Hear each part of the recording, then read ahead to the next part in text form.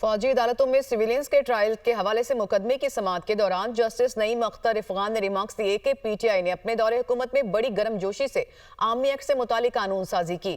وکیل سلمان اکرم راجہ نے دلائل دیے کہ آرمی ایکٹ ایک بلیک ہول ہے، اس میں کوئی بھی ترمیم ہوئی تو بنیادی حقوق ختم ہو جائیں گے۔ اسلام آباد سے یہ رپورٹ دیکھیے۔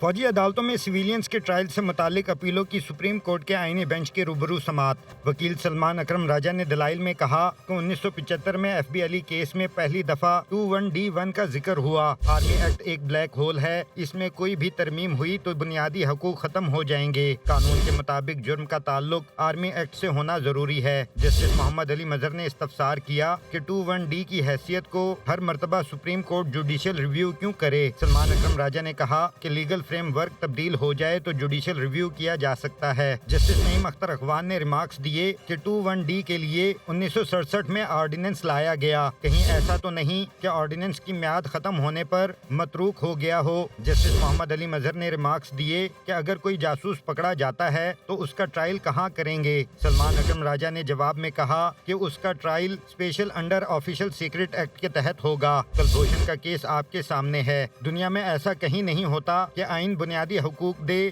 اور کوئی ایک انگلی کے اشارے سے بنیادی حقوق چھین لے۔ سلمان اکرم راجہ نے دلائل میں کہا سپریم کورٹ ایف بی علی کیس پر نظر ثانی کیے بغیر آرمی ایکٹ کی شکوں کا جائزہ لے سکتی ہے۔ جسٹس جمال خان مندوخیل نے ریمارکس دیے کہ کیا ہم آئین کے پابند ہیں یا عدالتی فیصلے کے پابند ہیں؟ اگر آئین میں تبدیلی ہو جائے تو کیا ہوگا؟ سلمان اکرم راجہ نے کہا کہ بند دروازوں کے پیچھے شفاف ٹرائل نہیں ہو سکتا۔ 19ویں صدی والا کورٹ مارشل اب پوری دنیا میں تبدیل ہو چکا ہے۔ جسٹس مسرت ہلالی نے استفسار کیا کہ 103 میں سے کتنے افراد نے اعتراف کیا؟ سلمان اکرم راجہ بولے کہ دنیا میں کہیں ایسا نہیں ہوتا کہ اعتراف کی بنیاد پر سزا ہو جائے۔ دنیا میں پورا سسٹم بدل کر رکھ دیا گیا ہے۔ دنیا میں اوپن ٹرائل کا تصور بھی موجود ہے، جس پر جسٹس امین الدین خان نے ریمارکس دیے کہ ہمارے سامنے جو معاملہ ہے ہم نے اس کے مطابق فیصلہ کرنا ہے۔ عدالت نے کیس کی سماعت کل تک ملتوی کر دی۔